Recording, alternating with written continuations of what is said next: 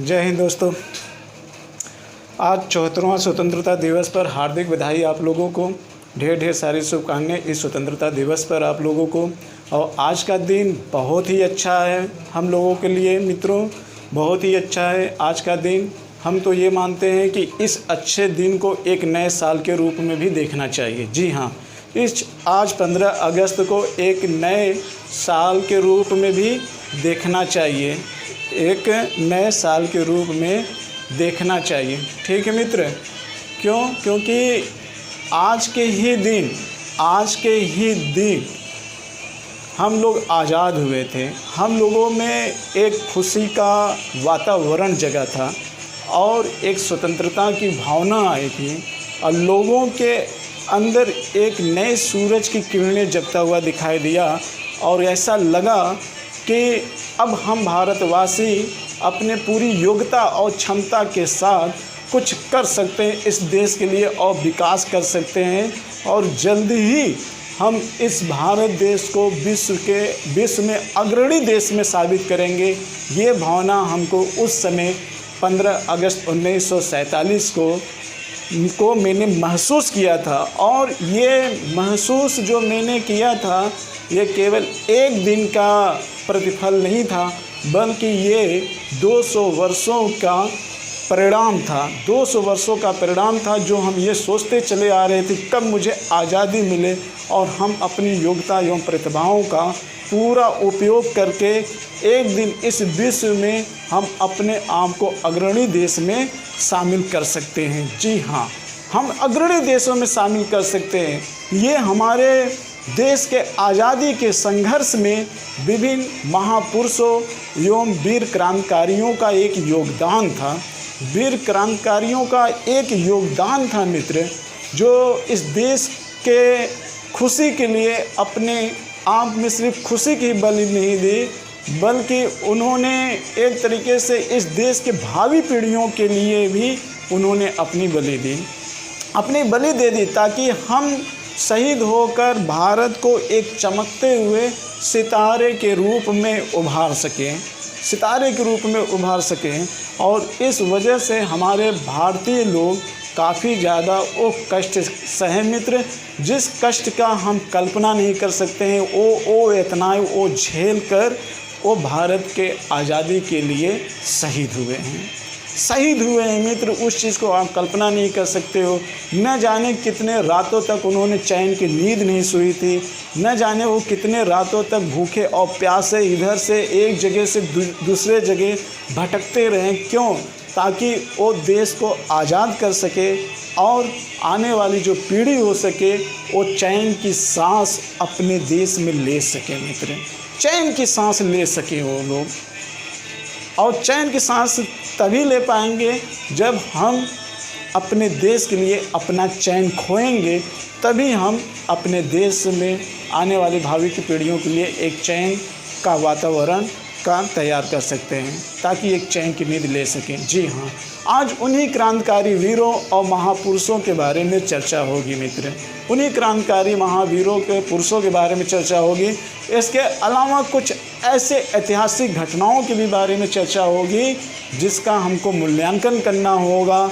और इसके साथ ही साथ हम अपने भारतीय तिरंगे की महत्व को पहचानेंगे कि आखिर हमारे भारतीय तिरंगा हम लोगों को एक क्या संदेश देता है और ये जो संदेश देता है इनमें उन महापुरुषों उन शहीदों या वीर क्रांतिकारियों का क्या योगदान है मित्र।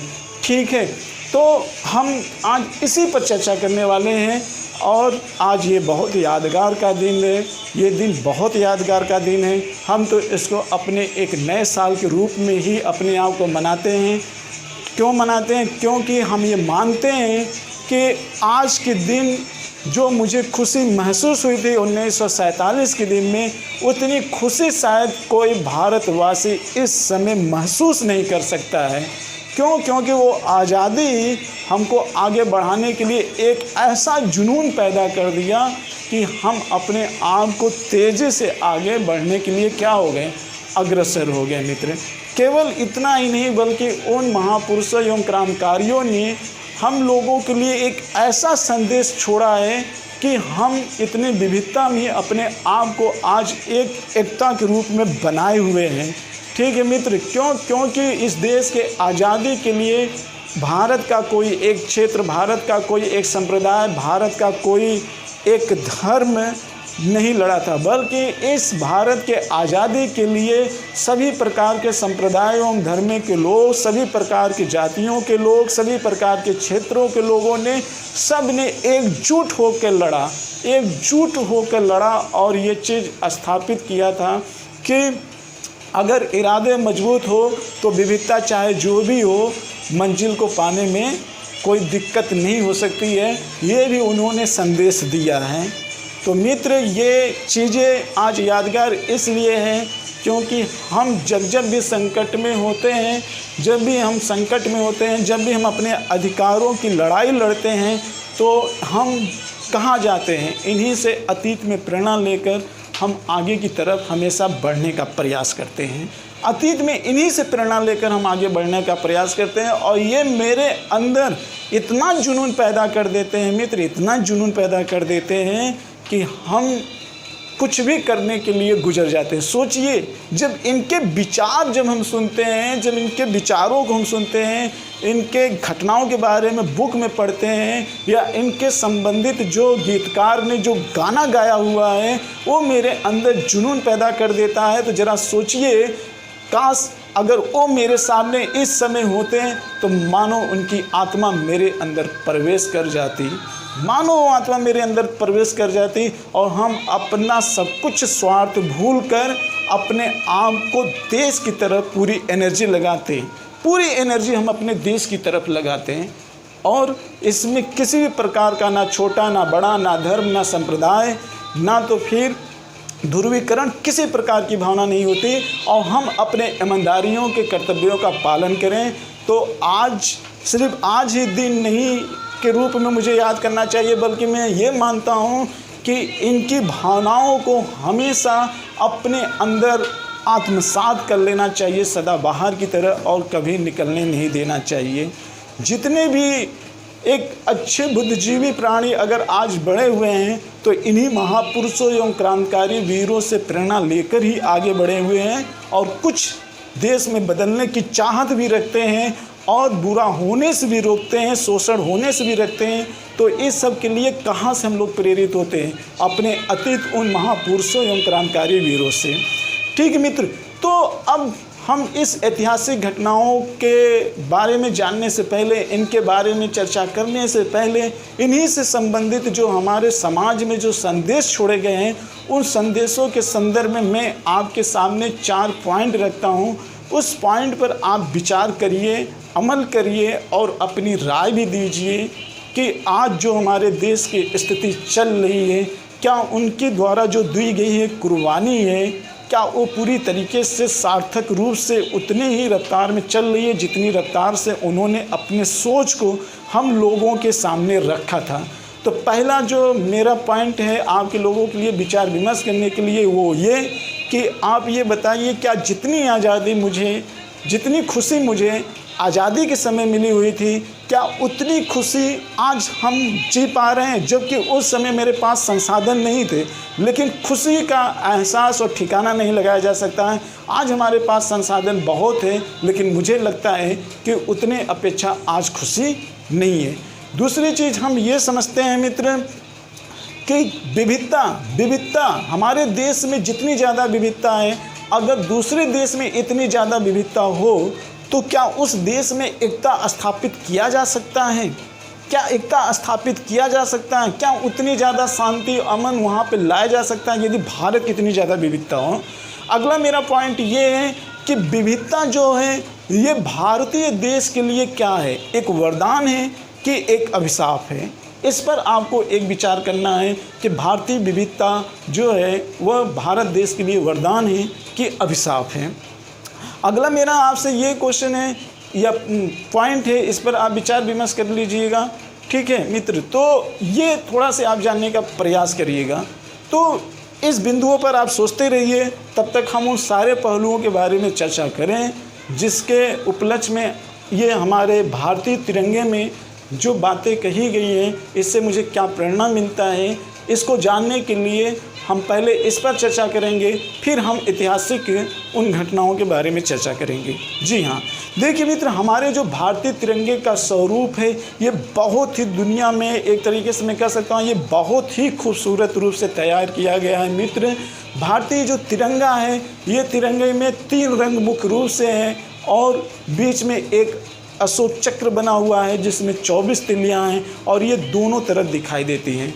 तो जो हमारा भारतीय तिरंगा तैयार किया गया है वो 3:2 के अनुपात में तैयार किया गया है। सबसे ऊपर वाला जो कलर है वो केसरिया रंग है और केसरिया रंग हमको क्या सीख देता है? केसरिया रंग हमको निस्वार्थ त्याग का सीख देता है कि हम अपने कर्तव्यों के प्रति निस्वार्थ रहें और त्याग के साथ अपने दायित्वों से निर्वहन करें। और जो सफ़ेद कलर का है, जो बीच में जो रंग है वो सफ़ेद कलर का है, जो मुझे एक तरीके से प्रकाश और सत्य के मार्ग पे चलने की प्रेरणा देता है।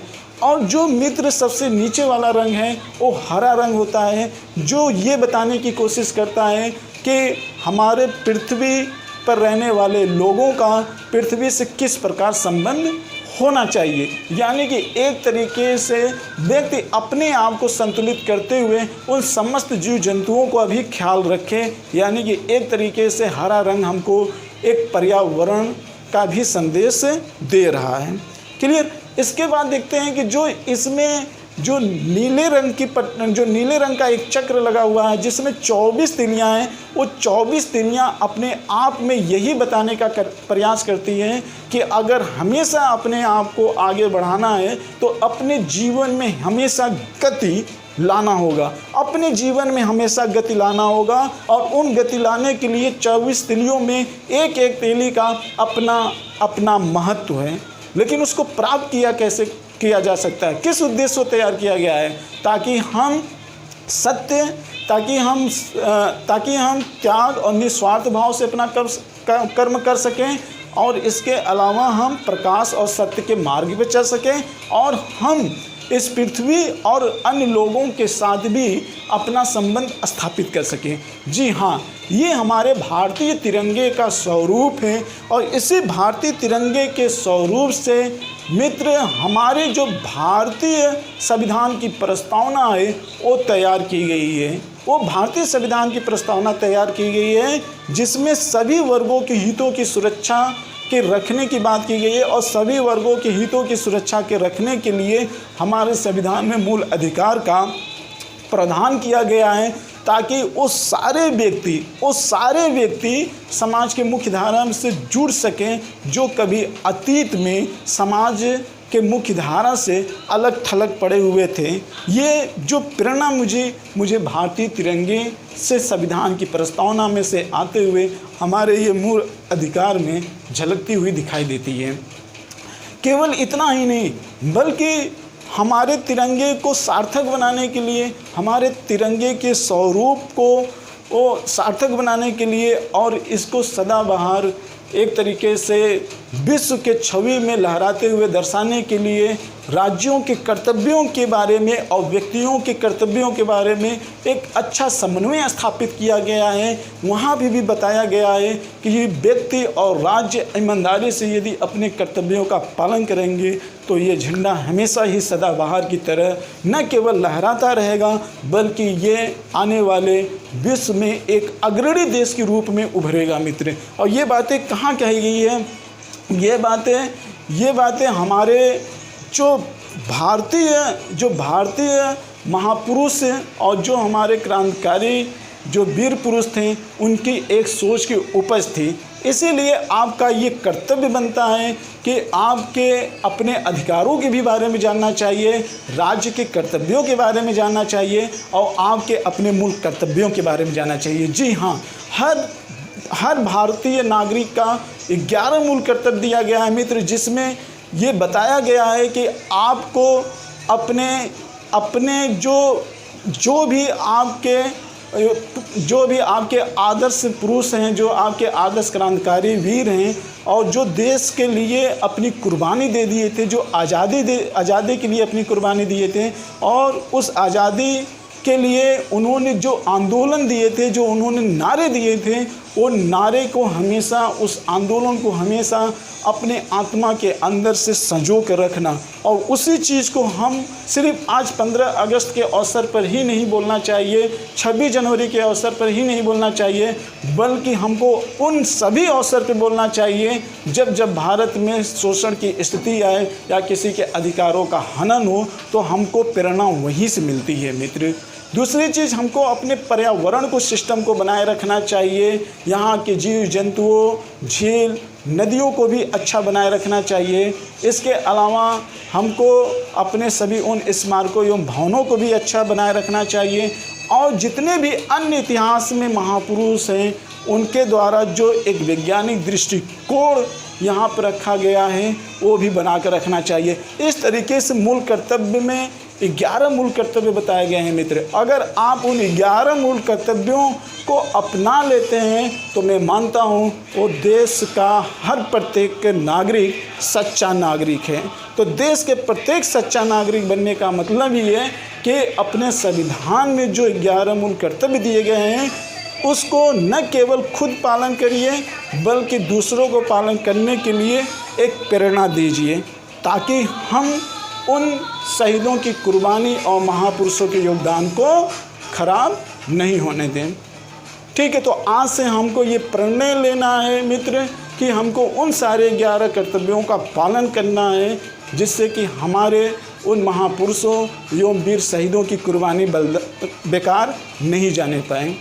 क्यों? क्योंकि उनकी सोच थी कि हम अपनी चैन की नींद को खोकर आपको चैन की नींद सुला सकें। तो आपका भी कर्तव्य बनता है कि उन्होंने गुलामी की अवस्था में जब इतनी बड़ी सोच रखी थी तो इस समय आप आज़ाद हो, आपको तो और मौका मिला है कि हम अपनी कर्तव्य को और मजबूत बना सकें और स्ट्रांग बना सकें, ताकि हमारा ये तिरंगा हमेशा फहराता रहे, और सिर्फ फहराता ही न रहे बल्कि विश्व के अग्रणी देशों में भी आगे बढ़ता ही रहे।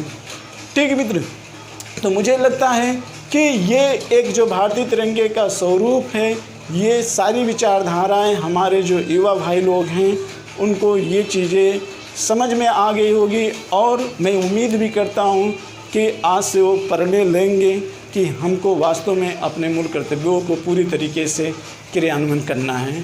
देखिए मित्र, इस देश के आज़ादी के लिए एक चीज़ ये भी आप ज़रा सोचिए कि आखिर में जो आंदोलन होते हैं, आंदोलन कब होते हैं हमारे देश में? अगर आप पूरे 5000 के सभ्यताओं को उठा कर देख लीजिए मित्र, तो आंदोलन आपको हमेशा देखने को मिले होंगे। धार्मिक आंदोलन देखने को मिले होंगे, क्रांतिकारी विचारधाराओं के देखने को मिले होंगे। एक दौर था जब धार्मिक आंदोलन के रूप में प्राचीन काल में बौद्ध धर्म और जैन धर्म का उदय हुआ था। वो भी अपने आप में एक आंदोलन था, वो भी एक आंदोलन था। आंदोलन ये था कि जो हमारे समाज में कहीं न कहीं अव्यवस्था छा गई थी, उस अव्यवस्था को दूर करके समाज में समानता लाने के लिए जैन धर्म और बौद्ध धर्म का उदय हुआ था। केवल इतना ही नहीं, अगर आप मध्यकालीन इतिहास में आकर देखेंगे तो मध्यकालीन इतिहास में भी भक्ति आंदोलन और सूफी आंदोलन का दौर चला हुआ था। उस समय भी अगर आप उठा के देख लेंगे मित्र, तो उस समय समाज में काफ़ी ज़्यादा असमानता आ चुकी थी। तो ये आंदोलन भी चला था, क्यों? समाज में समानता लाने के लिए। वो भी अपने आप में महापुरुषों के कुर्बानी थी। उन्होंने अपने खुशियों की बलि देकर उन विचारों को ढूंढने का प्रयास किया, जिन विचारों से लोगों के मन से आक्रोश निकालकर लोगों के बीच में प्रेम भाईचारा को बढ़ावा दिया जा सके और एक देश को एक नई दिशा दिया जा सके। इसके अलावा केवल इतना नहीं, अगर आप देखेंगे अंग्रेज़ों के समय, अगर आप देख लीजिए, यूरोपीय कल्चर में देख लीजिए, तो न जाने कितने इतने धार्मिक और सामाजिक सुधार आंदोलन चले, न जाने इतने कितने क्रांतिकारी गतिविधियां चली कि इसमें न जाने कितने युवा लोग मित्र, जिनके सही तरीके से दांत भी नहीं जाम पाए थे, दांत की उपज भी नहीं हो पाए थे, वो कम आयु में भी अपने आप को फांसी पे चढ़ा दिए या अंग्रेज़ों का गोलियों का शिकार हो गए। ज़रा उस चीज़ की कल्पना करिए, जब इतने ही कम आयु में लोगों के अंदर देश के प्रति क्या पैदा हो जाए, जज्बा पैदा हो जाए। उनको अपनी खुशी उस समय नहीं दिखाई देती थी, बस उनको ये दिखाई देता था कि हम आज़ाद कैसे हो, हम कैसे आज़ाद हो। बाप अपने बेटे की आज़ादी के लिए सोचता था, माँ अपने बेटे की आज़ादी के लिए सोचता था, बेटा अपनी माँ की आज़ादी के लिए सोचता था, पुत्र अपने बाप की आज़ादी के लिए सोचता था। हर कोई एक दूसरे की आज़ादी के लिए अपने खून बहाने के लिए उस समय तैयार ही था। कोई किसी का खून अपने हित के लिए नहीं बहाता था, बल्कि अपना खून उस समय इस सोच के आधार पर बहा जाता था ताकि हमारे अपने लोग अच्छे तरीके से खुशी रह सके। लेकिन मित्र, मुझे अफसोस है कि हमारे देश के वीरों ने, हमारे महापुरुषों ने जो शहादत दी थी इस देश के आज़ादी के लिए, एक नई सोच के लिए, आज जब मैं कभी ये चीज़ें देखता हूँ कि एक बेटा कुछ अपने आर्थिक आवश्यकताओं के पूर्ति के लिए अपने माँ बाप का गला घोट देता है, या माँ बाप अपने अय्यासी की पूर्ति करने के लिए कहीं अपने बेटों का कैरियर या उनके खुशी का ध्यान नहीं देते हैं, तो मुझे इस बात का दुख होता है कि आखिर में वो कहाँ गए वो विचार जो हमारे देश के छोटे छोटे नए युवकों ने और बड़े बड़े महापुरुषों ने अपने चैन को, अपने खुशी को छोड़कर ये विचारधारा स्थापित किया था ताकि हम लोग चैन के साथ रह सके, एक यूनिटी बना कर रह सके। देखिए विचारधाराओं में कितना परिवर्तन हो गया। इसीलिए मैं कह रहा हूँ मित्र, क्या आज जितनी हम खुशी महसूस कर रहे हैं, क्या देश के आज़ादी के समय इतनी ज़्यादा हम खुशी महसूस कर रहे हैं? तो हम यकीनन कर सकते हैं कि मैं देश के आज़ादी के समय मुझे उतनी खुशी हुई होगी जितनी खुशी आज मुझे महसूस नहीं होती है। कारण अगर आप देखेंगे तो आपको खुद पता चल जाएगा कि इसके पीछे क्या क्या घटनाएं जिम्मेदार होती हैं।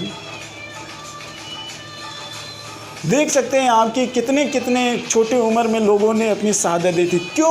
क्योंकि लोग एक दूसरे के लिए जीते थे और एक दूसरे के लिए मरते थे। लेकिन आज देखिए इस समाज में ज़्यादातर अपने के लिए, अपने ही जीने के लिए अपनों का खून बहा रहे हैं। क्या हमारे भारतीय क्रांतिकारी वीरों या महापुरुषों की यही सोच थी? क्या यही सोच थी? आप देखिए, चाहे जो भी आंदोलन चल रहे थे, बंगाल का विभाजन हुआ तब भी अंग्रेज़ों ने बहुत तोड़ने का प्रयास किया।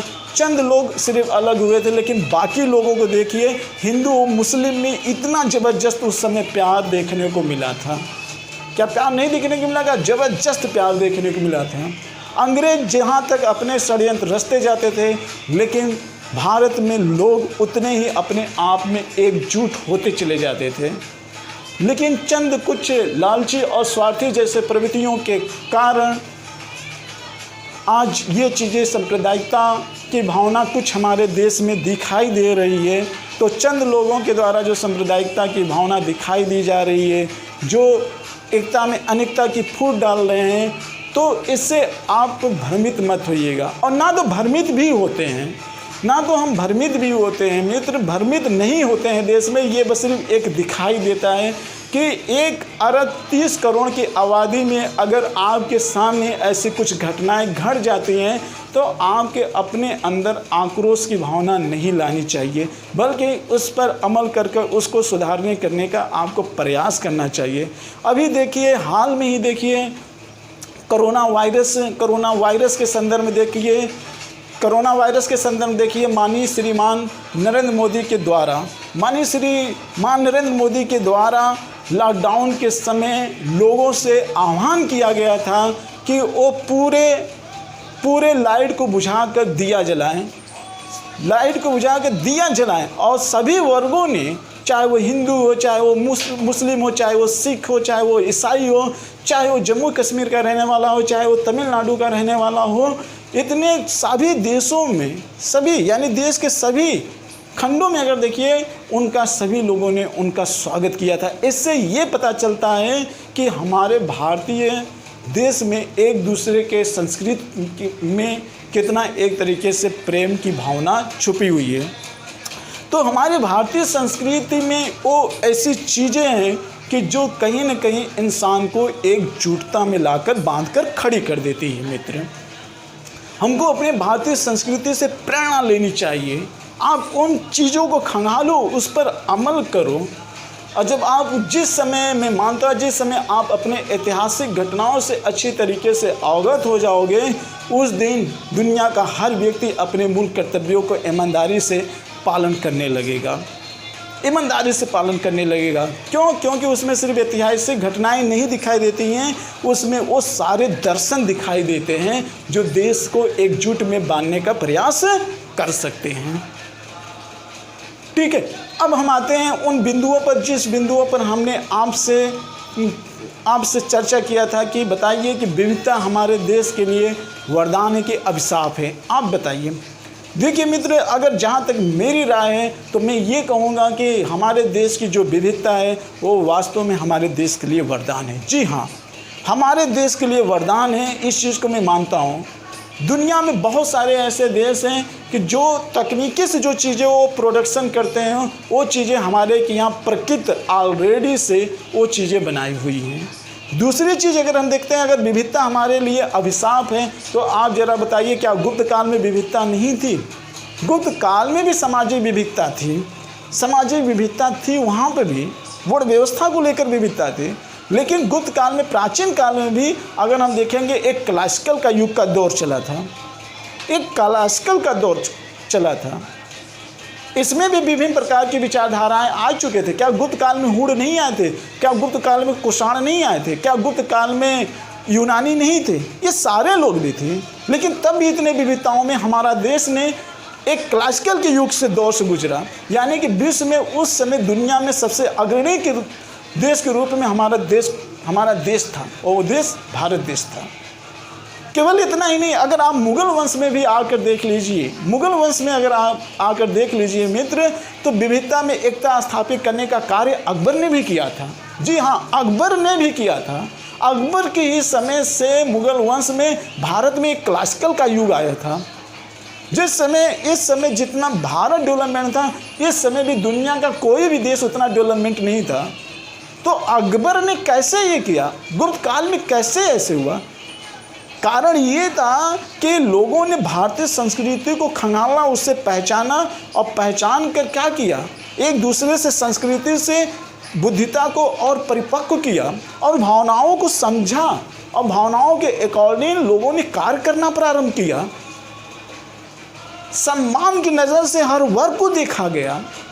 जहाँ सम्मान मिलता है तो वहाँ प्रोडक्शन होता है। पहले सम्मान चाहिए, फिर पैसा चाहिए। यही चीज़ क्लासिकल युग में था, गुप्त वंश में यही चीज़ देखेंगे। तो अकबर ने क्या किया था? आखिर में अकबर ने दीनी इलाही क्यों लाया था? मजहर क्यों लाया था? दास प्रथा क्यों समाप्त किया था? तीर्थ यात्रा कर क्यों समाप्त किया था? ताकि लोगों में एक तरीके से संतुष्टि का वातावरण लाया जा सके। और ये अकबर काल के शासन हुआ। अकबर, जहांगीर और शाहजहां के समय तक देखिए, पूरा मुगल वंश एक क्लासिकल के युग से गुजर रहा था। और न केवल धार्मिक, सांस्कृतिक, स्थापत्य और चित्रकला एवं संगीत कला, हर क्षेत्र में ये डेवलपमेंट कर रहा था, शिखर पे था, सौंदर्यीकरण के रूप में था। अच्छे अच्छे बाग के निर्माण करवाए गए, पर्यावरण को भी ध्यान में रखा गया। कुल मिलाकर एक क्लासिकल युग चल रहा था। लेकिन वहीं पर देख लीजिए औरंगजेब के बारे में मैं कुछ आपको ऐतिहासिक कहानी बता देता हूं मित्र, कि औरंगजेब के समय गोपाल कृष्ण गोखले ने लॉर्ड कर्जन और औरंगजेब की तुलना एक समान किया था, कि लॉर्ड कर्जन औरंगजेब के समान था। अब आप जरा बताइए कि जब लॉर्ड कर्जन औरंगजेब के समान था तो उसके पीछे कुछ रहस्य तो होगा। रहस्य था कि जब कोई व्यक्ति अपने व्यक्तिगत या अपने व्यक्ति संप्रदाय या व्यक्तिगत धर्म या व्यक्तिगत वर्ग या व्यक्तिगत स्थानीय क्षेत्रों को ध्यान में रखकर विकास करेगा तो न केवल उस देश का पतन होगा, एक समय आएगा उसका भी पतन हो जाएगा। तो इतिहास मुझे इस बात की प्रेरणा देता है कि अगर देश को विकास करना है तो हमके उन तमाम प्रकार के महापुरुषों के प्रवचनों को ध्यान देना होगा। मित्र, ऐतिहासिक विचारधारा में औरंगजेब के बारे में बता दूं आपको, जो मेरी विचारधारा है, जिस समय शाहजहां ने अपने आप को डेवलपमेंट किया था, एक तरीके से क्लासिकल के युग के दौर से होकर गुजर रहा था, तो नूरजहां अपना कहीं ना कहीं प्रतिशोध लेने के लिए औरंगजेब को शाहजहां के खिलाफ भड़काया था। और उसमें हिंदुओं के भी प्रति भड़काया गया था।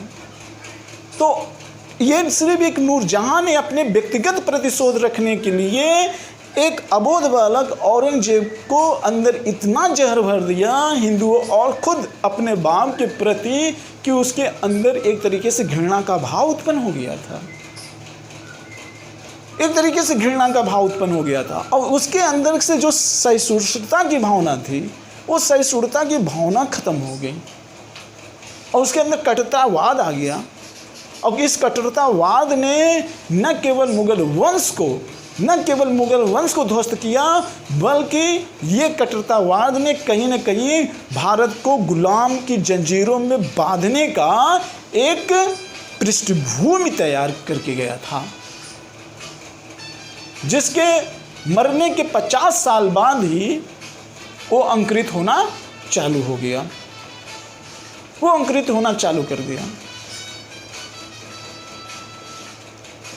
तो मैं इस समस्त भारतवासियों के नागरिकों एवं इस देश को चलाने वाले प्रतिनिधियों से हाथ जोड़ के कहता हूँ कि इस देश को विश्व के अग्रणी देशों में शामिल करने के लिए हमारे उन महान पुरुषों और वीर शहीदों के विचारों, आचरणों और विश्वासों को जिंदा रख सकें, तभी हमारा ये भारतीय तिरंगा सदाबहार की तरह लहराता रहेगा, सदा लहराता रहेगा।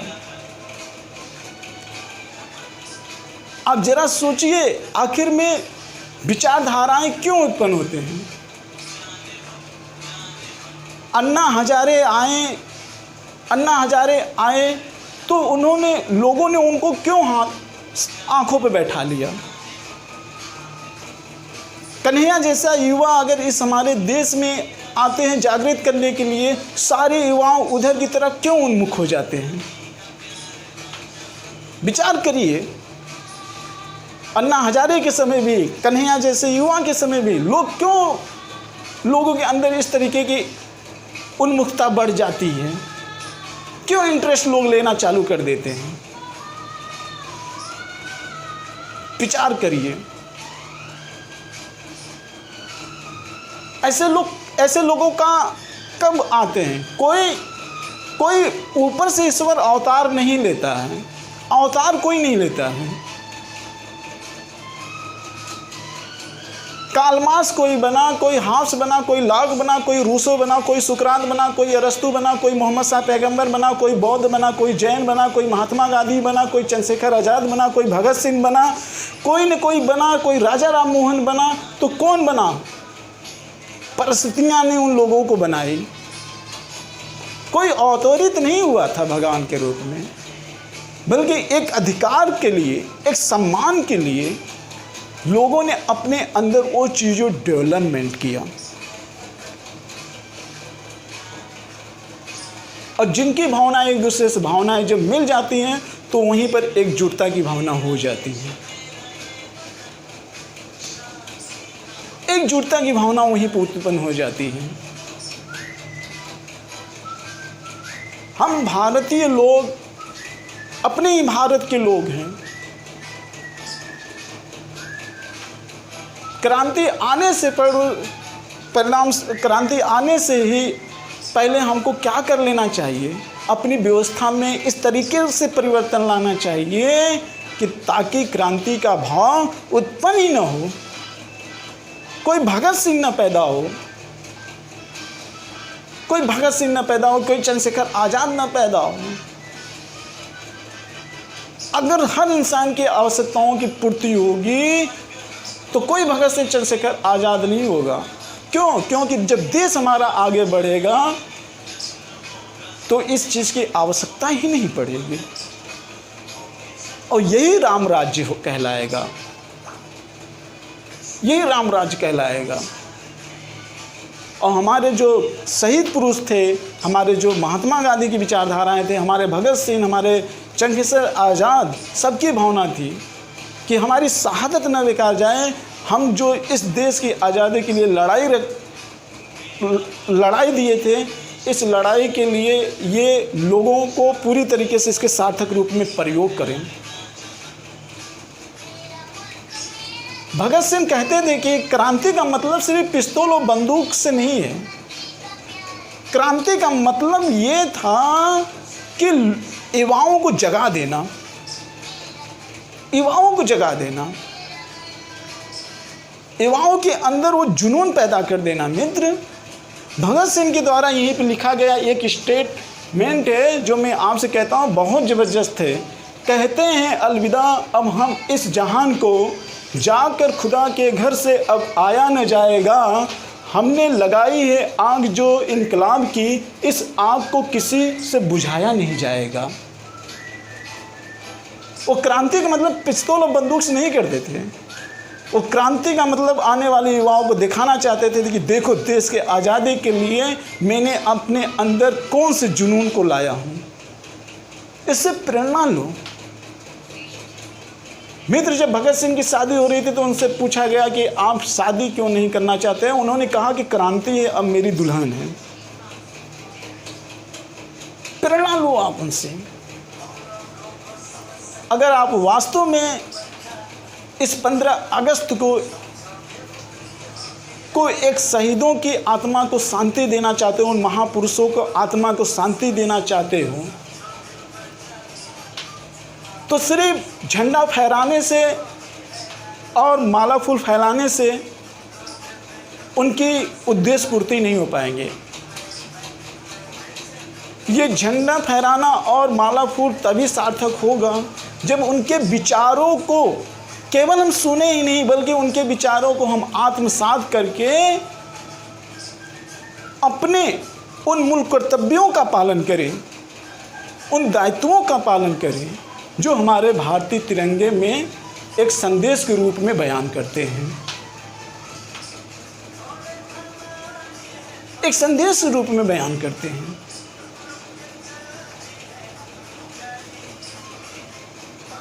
तभी हमारा देश आगे बढ़ेगा और सब आगे बढ़ेंगे।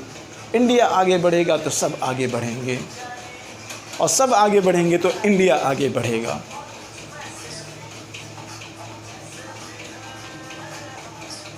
तो मित्रों, इसी के साथ जय भारत, जय हिंद।